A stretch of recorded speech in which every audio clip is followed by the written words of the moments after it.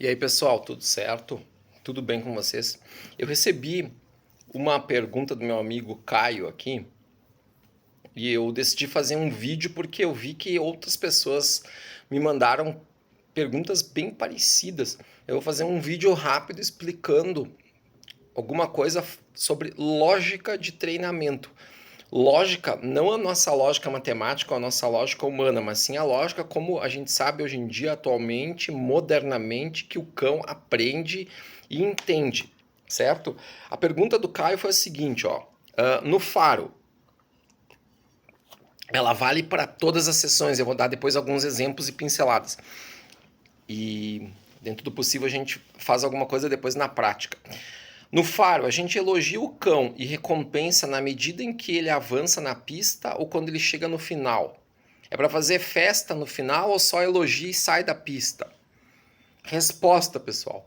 Depende.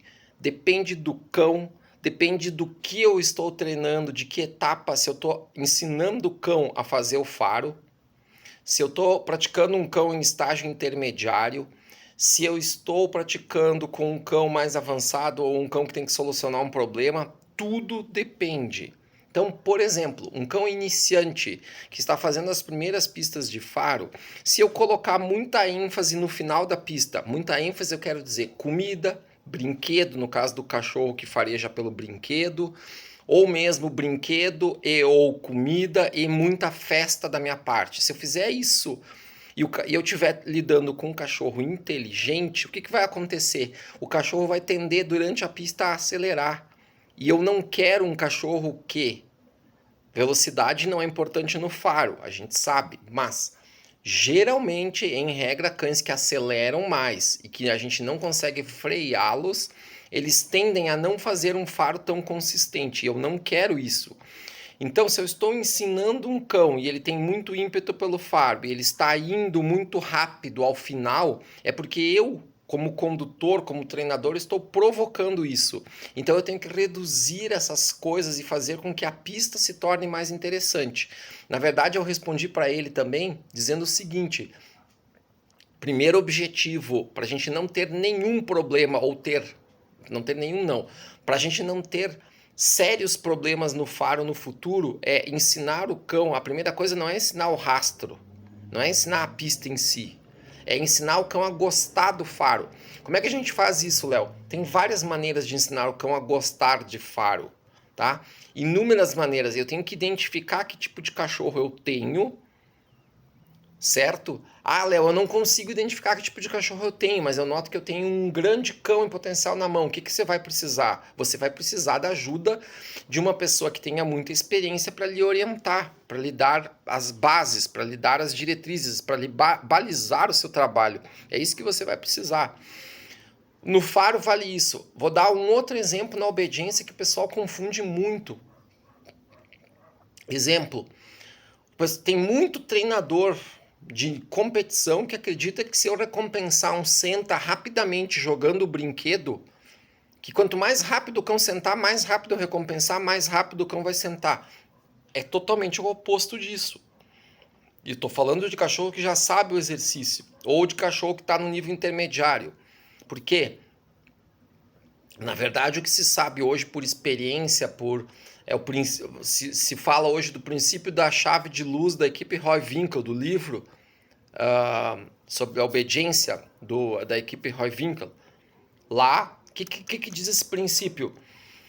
Se eu recompensar muito rapidamente o exercício, recompensar, eu digo fazer o cão ganhar o prêmio, seja o prêmio comida ou brinquedo, por um exercício muito rápido, e depois eu falhar e recompensar um pouco mais tardiamente, num tempo um pouco diferente, eu vou estar criando uma posição estática, um senta, deita ou stay, ou fica, hesitante. E é isso justamente que eu não quero. E essa é uma das causas dos cães fazerem performances nesses exercícios de forma diferente, porque eu tenho que ter o mesmo timing.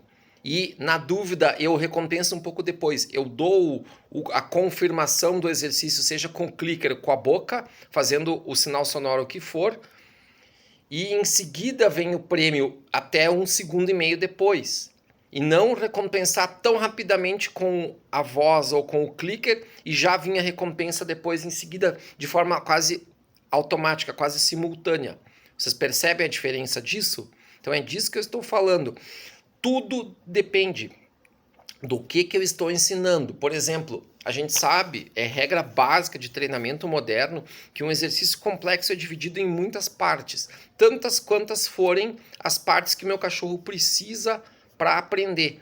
Hoje em dia se fala muito na questão, quase que é uma coisa que parece até de concurso, ciclos de treino ou fases do treino ou etapas do treino. Não importa o nome, o que importa é entender a ideia. Eu sempre defendi isso, sempre disse isso. Não importa o nome que você dá, você pode chamar de bolinha azul, de bola amarela, de cadeira, de mesa, desde que você entenda o que é cada coisa, o que significa para você cada coisa. Então, por exemplo, de novo, no faro.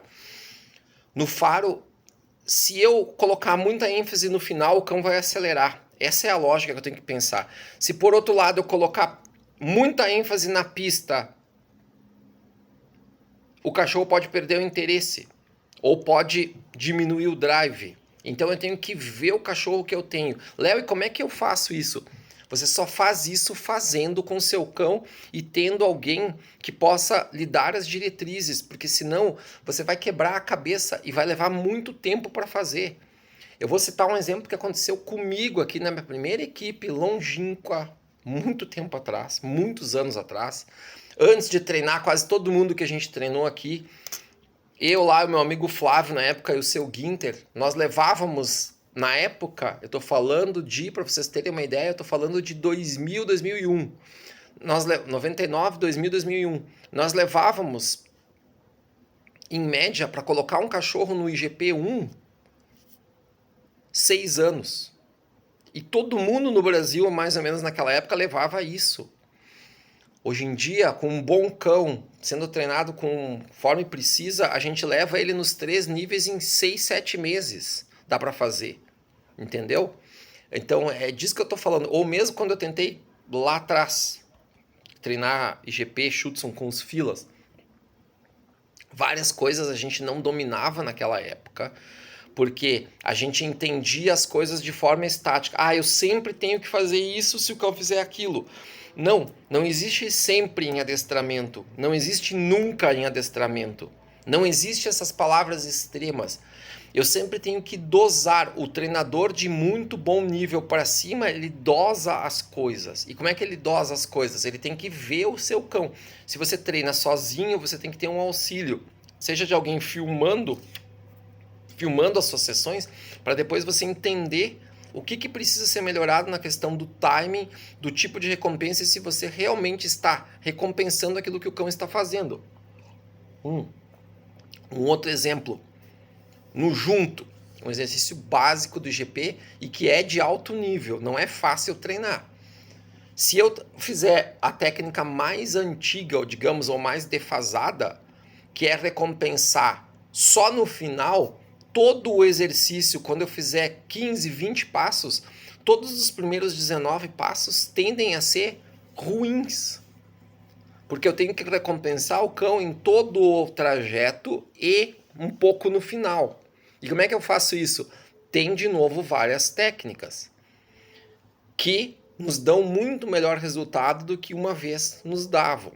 Então, por que eu estou dizendo isso? Porque tem muita gente que se utiliza de vários utensílios de treino, que eles podem ser válidos em determinadas fases, mas você não pode utilizá-los por todo o tempo e você tem que ter uma técnica de como se vai remover essas ajudas para depois chegar num nível mais avançado de treinamento. Vou dar um exemplo. Caixa de referência. Ela é ótima para várias coisas, mas você não pode treinar o seu cão muito tempo com o auxílio delas, porque na prova não há elas, no cão de polícia não há elas, num cão de guarda não vai existir caixa de referência. Então, ela é um auxílio, ela é um adicional importante enquanto ferramenta, mas ela não substitui isso que está aqui, ó.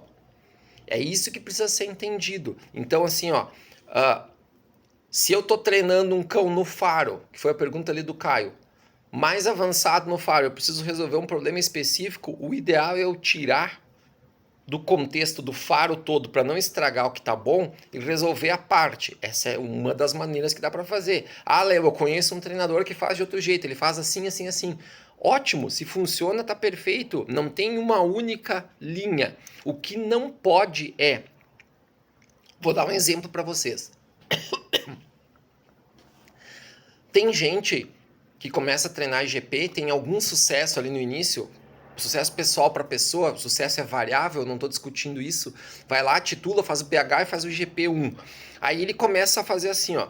Vai vir fulano de tal para cá, ou alguém muito exitoso em competições. Aí ele vai no seminário. Ele vai no seminário da pessoa. Só um pouquinho. Chega!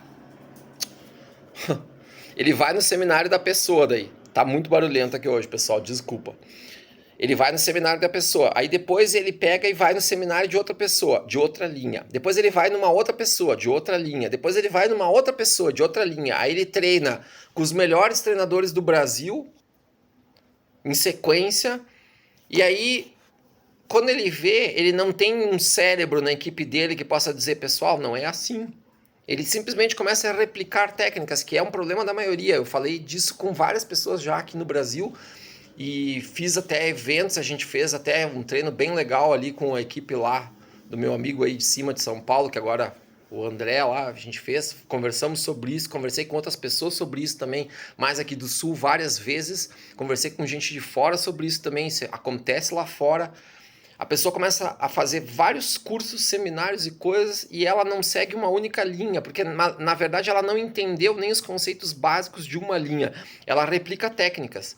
E aí este replicar de técnicas leva a esse tipo de pensamento incorreto para a lógica do cão. Simples assim. Então eu tenho que entender o que eu quero treinar, eu tenho que ter um programa de treino, eu tenho que seguir esse programa de treino e eu tenho que ser hábil o suficiente para modificar o meu programa de treino durante o treino se eu vejo que isso não está surtindo devido efeito com o meu cachorro. Essa é uma das fórmulas. Tá, pessoal? Espero que vocês tenham gostado e até o próximo vídeo. Valeu, tchau, tchau.